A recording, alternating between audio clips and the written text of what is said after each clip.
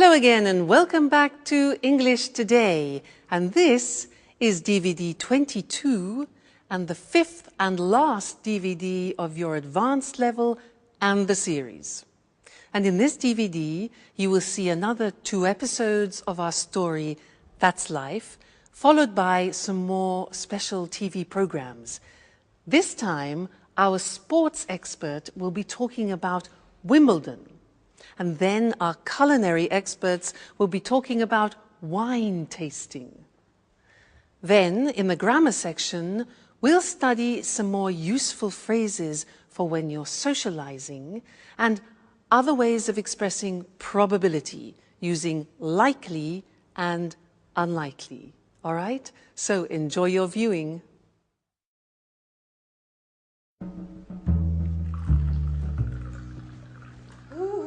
Anne! Hi. I'm so happy you have accepted my invitation.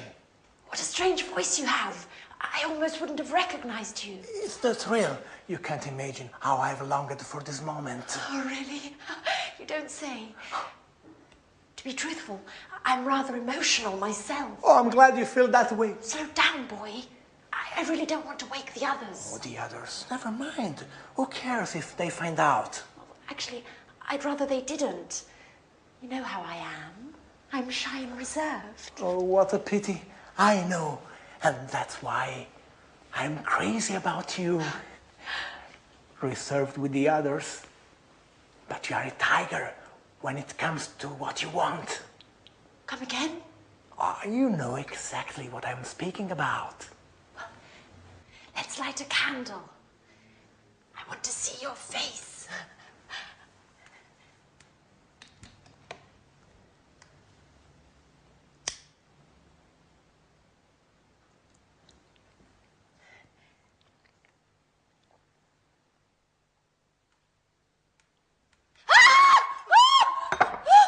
What are you doing here? Anne, it's me. Don't worry. Our date, you don't remember. Oh, you are a little nervous. Come here, baby. Oh, let go of me. Let go. Don't you dare touch me. Oh, you should be ashamed of yourself.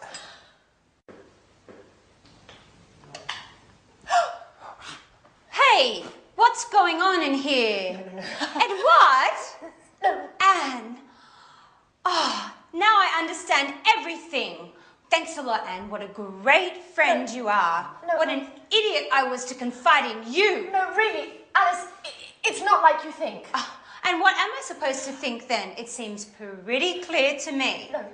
No, really. Let me explain. I thought it would be Jack. What does Jack have to do with it? Why did you leave me this note in my napkin the other day? Edward, it was me who wrote you that note. I can't believe you don't get it. But the poetry and the roses, that was you. Sorry about that. I thought... I'm so sorry. What an amateur you are, Edward.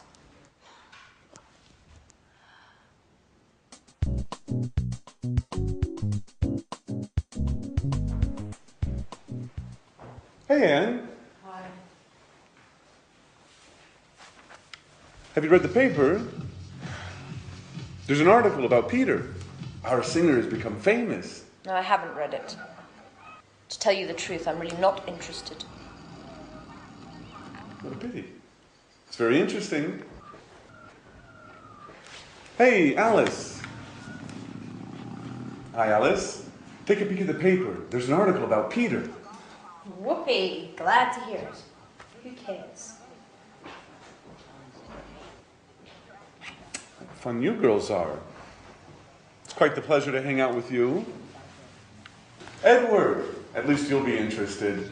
Would you like to read this article about our friend Peter? Actually, I wouldn't, Jack. Would somebody explain what's going on? I have never seen so many long faces. You and your expert advice.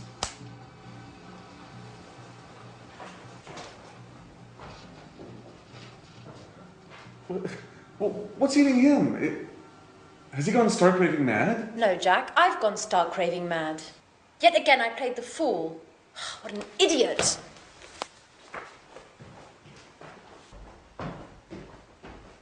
Okay, Alice, at least you'll explain what's going on. I'm in the dark here. It's a long story, Jack. A horrible mess. It all began with a misunderstanding. Well, I'm all ears. Go on, Alice, do tell.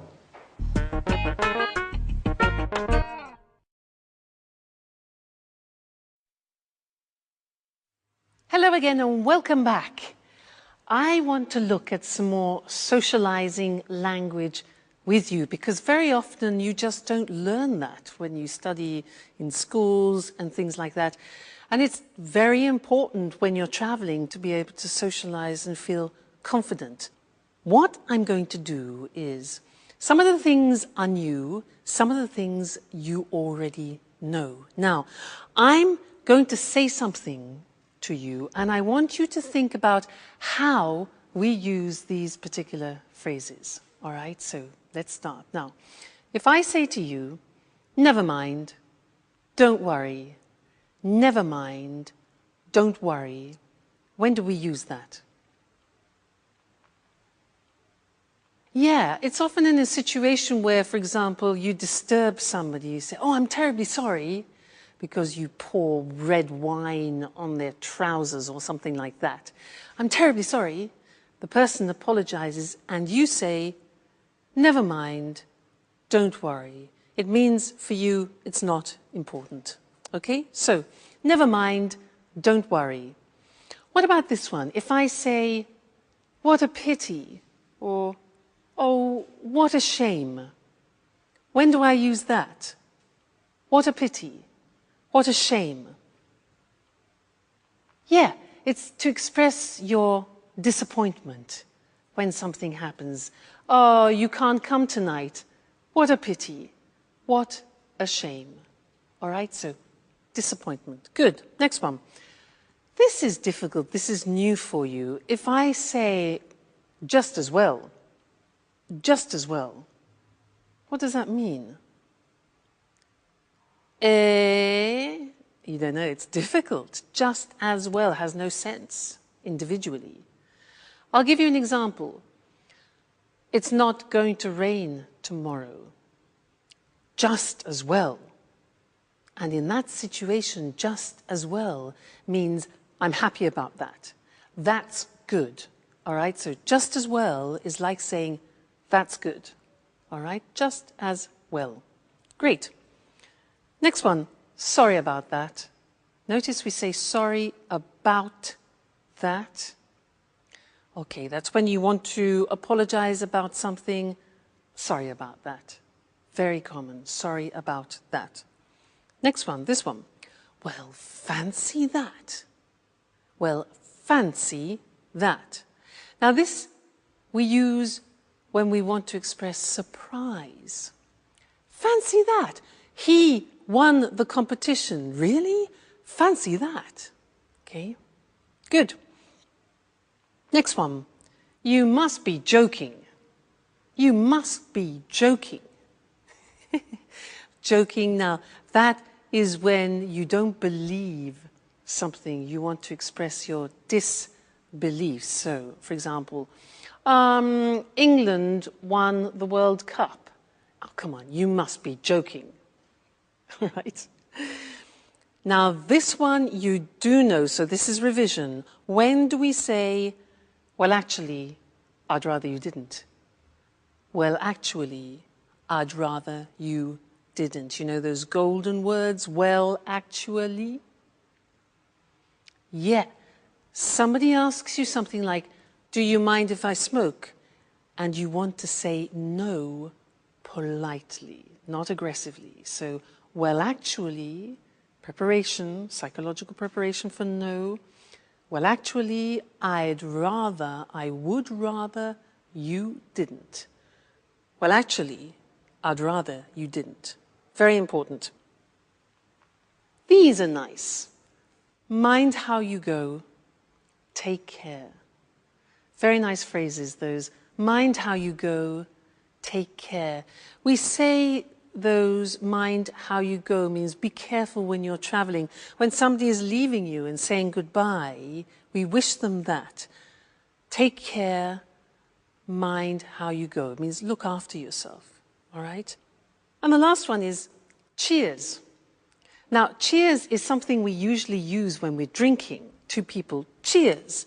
But now we also use it in a familiar way to say goodbye. Cheers. So that's what I'll say to you now. We've finished our socializing lesson. So cheers. See you in the next lesson.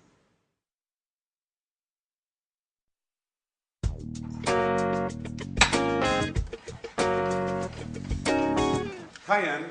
Have you got a minute? Hi, Jack. I'd like to have a word. You've probably already heard the sordid story. Yes. Listen, Anne. No, I want you to listen, Jack. You've probably had a good laugh on my behalf. Now, that said, I prefer no further comments on the story. It is not my intention to make fun of you, Anne. Although I must admit that the whole misunderstanding was rather amusing. Great. Now, pretty please, let's not talk about it anymore. Well, I would like to have a word about it. What I'm about to say is sure to surprise you. Nothing's bound to surprise me anymore, Jack. Anyway, listen. Don't worry. You don't have to explain. I know how things are. I know that you like me, but just as a friend. A friend that, listen, well, Anne. maybe if we'd met at some other time... Anne, excuse me. Things would have gone differently, and then, well, perhaps... Oh, blah, blah, blah, blah, blah, blah, blah. Anne, can I speak for 1 minute, please? Yes. Certainly, Jack. Thank you. Go right ahead. Now, you know how I suffered about Sharon. And well, after her, I didn't think I'd ever feel anything about another woman. But then you came back from your holiday and I started to feel better.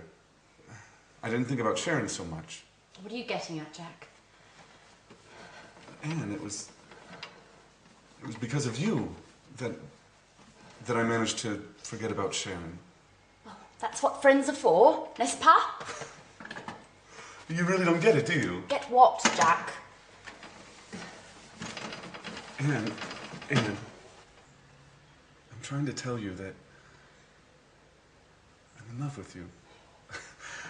I didn't want to believe it at first. I thought I was attracted to you because I felt so alone in the world. But then this feeling grew, and when Alice told me about Edward, I realized it should have been me to bring you those flowers. Jack, if this is some kind of a joke, it's not very amusing. No, it's the truth, I swear. We were made for each other.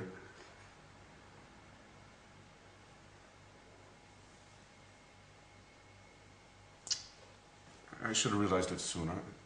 I'm sorry. Well, Jack!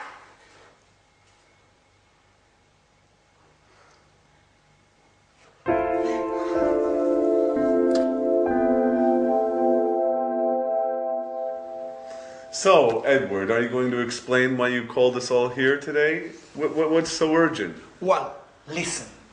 Something marvelous has happened, to say the least. I must say I'm a little unsure about what you term marvelous. Oh, let's put aside our differences, Alice. We should all be happy today. Oh, just a moment. Yep. Oh, great. Great. Don't worry. They are certain to accept. I've already spoken with the group. Yeah. They are bound to be here any moment. Yeah. We'll be sure to get the details later. Bye-bye. Edward, do you plan on telling us what's going on? Well, you all remember that I was in touch with the producer to propose what I've filmed with you in this house. Yes, and? He ate it up. He loved you all. The house, your daily gossip, your relationships. Oh, great. They have already arrived. Excuse me for a moment. I'll get it. Who's arrived? Who? Come in. This way. Edward, what's going on, who are these people? Hold on now. Mr. Martin, the producer, has accepted my proposal. We are going to make some TV shows here. And you are going to be the stars. You are bound to become famous. And I've already come up with the title. At Home with Anne. What do you think? Oh my God.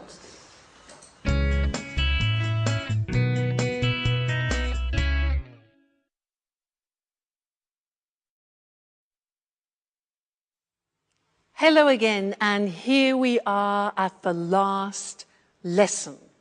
And if you are still with me, you are so dedicated, I would want to give you a medal. Fantastic. So in this last lesson, I want to say a couple more things about probability and improbability, because it's very important to have and to understand a couple of these words which I don't think you've heard before. So we'll go to the screen to look at these words because they're quite complicated. So, probability and improbability. Look at the screen.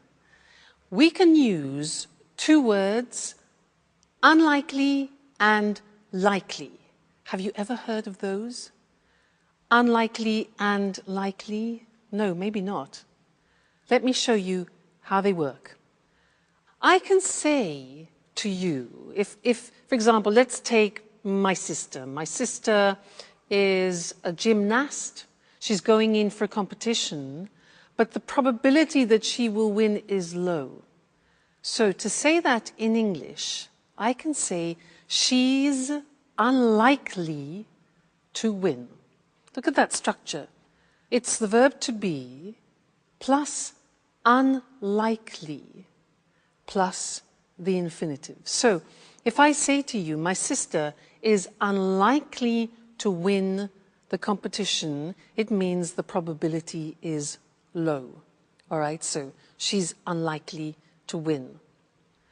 Now, I can increase that negative probability by saying it's highly unlikely. For example, the weather. Let's say the weather. The weather is bad and the chances that it will be improved tomorrow, negative. I say it's highly unlikely to improve. Highly unlikely means it's almost impossible. So we can add highly to unlikely. You see, unusual structure this. Another example, he's unlikely to get it. All right, so I want you to think about that. Unlikely is something we use a lot in the English language. You need to recognize it and to use it yourselves. Now let's move on to real probability, expressing real probability. In English, we can use the word certain, sure. These are words that you already know. But there's another word which I don't think you know, and it's bound, from the verb bind, bound, bound. Now, if I say to you, they're bound to accept, you'll probably think, what? Now, they are bound to accept means they are certain or they are sure to accept. So this is describing real probability. All right, bound to, sure to, certain to. Look at the examples. They're bound to accept it. We are sure to arrive on time. It's certain to work. Now let's take some examples and put them in sentences. I say to you, China will become a major world power. Now, what do you think about the probability of that? Well, high, yeah? So we could say China is highly likely, this is the positive form, highly likely to become a major world power. Another situation, what about this? In our lifetimes, a woman will become Pope. How about that? Right. We would say it's highly unlikely that a woman will become Pope. All right, highly unlikely. Another example, the world's climate will continue to change. I think that's obvious, yeah? So we could say the world's climate is bound to continue, is sure to continue to change if we keep behaving like this. And one more. You'll learn English if you follow this course. That's for sure. So we would say, you're sure, you're bound to learn English if you follow this course. All right, so different ways for you to express probability, strong probability, less strong probability. Fantastic. Well, what can I say to you? You have been wonderful. You've studied hard, followed all the lessons. All I can say is keep practicing. Go to England, go to America, go to Canada, go on a holiday, speak to tourists, speak to friends, do courses, keep reading. It's important. You know, English is an important language. Today, it's not possible to work or live without it. So thank you for being such great students. And who knows, maybe you and I will bump into each other in a street in London. Well, I hope so. So take care, look after yourselves, and good luck with your English, okay? Bye, and thanks again.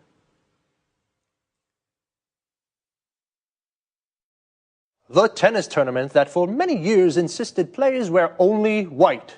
The tournament where the game's played on grass and where tradition is a key ingredient.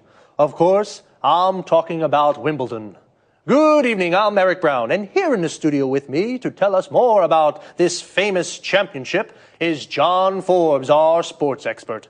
Welcome, John. Good evening, Eric, and hello, everyone. So, John, can you tell us just why Wimbledon is by far the world's most prestigious tennis tournament?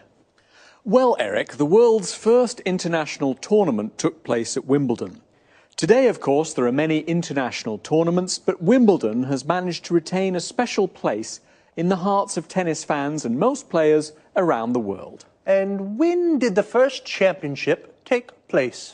The first tournament took place in 1877, and there were a couple of hundred spectators. Today, nearly 500,000 people go to watch the tennis, and in addition, millions worldwide follow the games on television, radio, and via the internet. For many years, players used to wear white on court. No other colours were allowed. This has changed today, though. And the grass courts? Well, yes, it may be hard to believe, but the games are still played on natural grass. Obviously, a great deal of care and attention goes into getting the grass to the state of perfection. For example? For example, 1 ton of grass seed and 3 million litres of water a year, and a team of 14 groundsmen. 14? Yes, 14. But you know, Wimbledon's famous grass surface can cause problems. What sort of problems? Today, very few top-level championships are played on grass. The world's top players just aren't used to playing on grass anymore. And some top players really dislike grass. Were grass courts more common in the past? Yes, they were. 3 of the 4 Grand Slam tournaments used to be played on grass. I guess the one exception was the Roland Garros tournament in Paris. That's always been played on clay, right?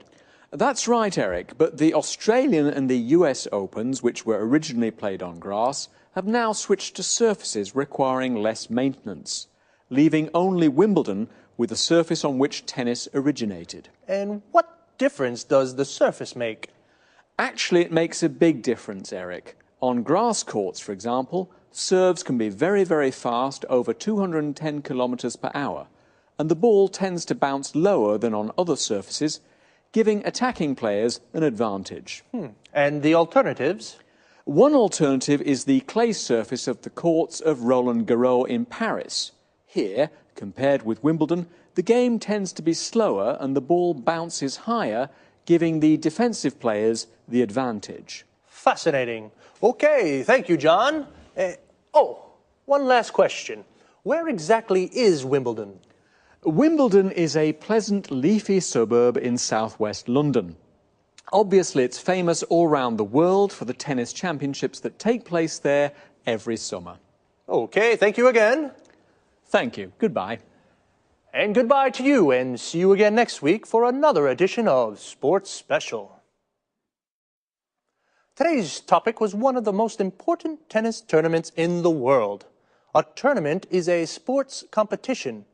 Did you know the first Wimbledon Tennis Championship took place in 1877?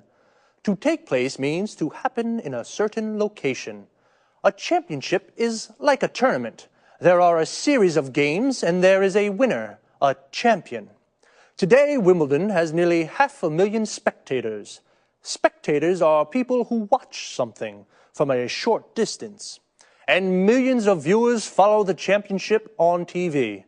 Viewers are people who watch something on TV. We can also say to follow something on TV. A person who plays tennis is called a tennis player. Tennis is played on a tennis court. The Wimbledon Championships are played on grass courts. Tennis courts with a grass surface. They require a lot of maintenance. Maintenance means care and looking after. The other three famous Grand Slam tournaments are all played on clay courts. A clay court has a fine red earth surface. The first shot in tennis is called a serve. A series of shots between players is called a rally. When the ball hits the ground, we say it bounces. The ball tends to bounce higher on clay courts and it bounces lower on grass courts. To tend to do something, this means it has a habit of doing something. On grass courts, the game tends to be faster. Wimbledon is a leafy suburb in South London.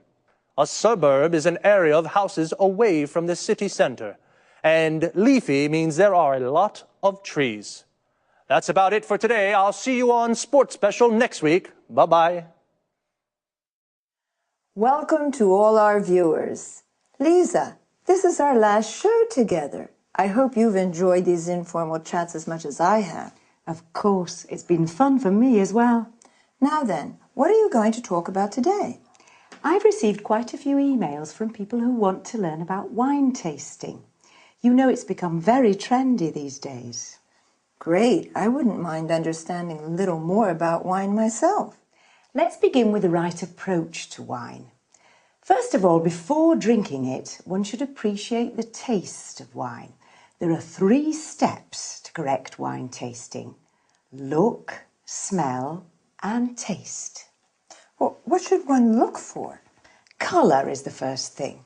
Whites range from green to yellow to brown, and red ones can be pale red to deep brown.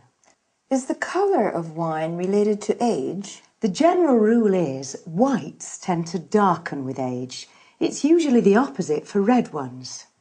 Now tell me, Lisa, why do people tend to swirl their wine before tasting it? For 2 reasons: to observe the body of the wine and smell its aroma. Now, how do aromas of wines differ? Well, there are many different kinds of bouquet. For example, perfumed, spicy, smoky, and toasty. Well, now it's time to taste.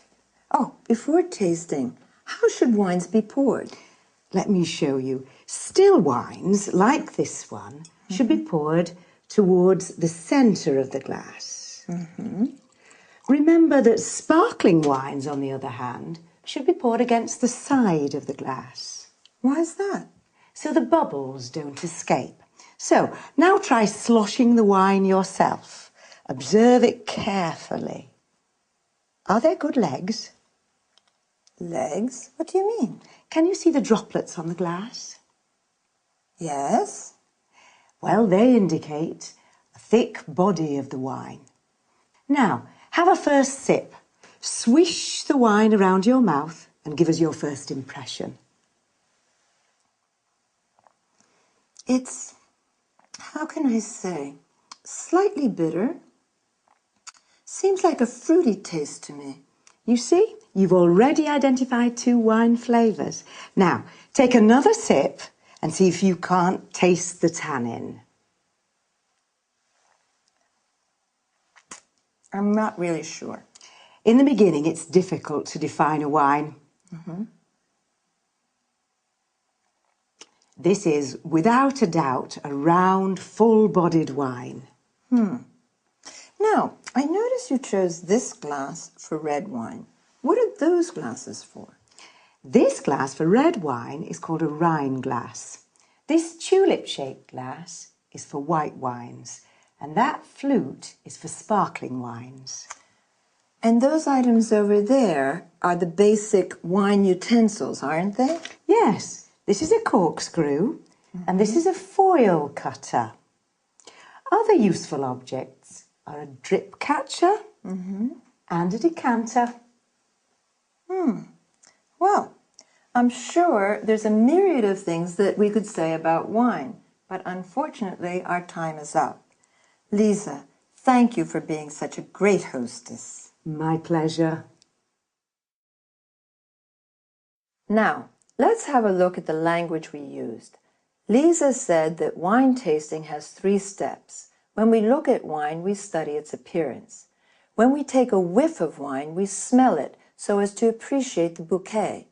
This is also called aroma or nose. It can be perfumed, fruity, appley, berry-like for example, bitter, toasty, smoky, spicy, and so on. I asked about swirling. This is moving the glass around quickly to draw in some air. When you slosh wine, the movement is more agitated. Legs are the viscous drops that form and run down the sides of the glass after swirling wine. A body refers to the weight of wine in one's mouth. Wines can be defined round, full-bodied, medium-bodied, or light-bodied. Aftertaste defines the taste that remains in one's mouth, length of time, after swallowing. Tannin is a chemical compound from bark, wood, etc., used in tanning. It mostly refers to red wines. Then Lisa describes a different method in pouring still wines, wines without bubbles, or sparkling wines, wines with bubbles. Now, a quick look at wine utensils. A corkscrew is what we use for pulling corks out of bottles. A drip catcher will avoid drops falling on the tablecloth. To let wines breathe, we use a decanter. Thank you very much for your attention. Goodbye.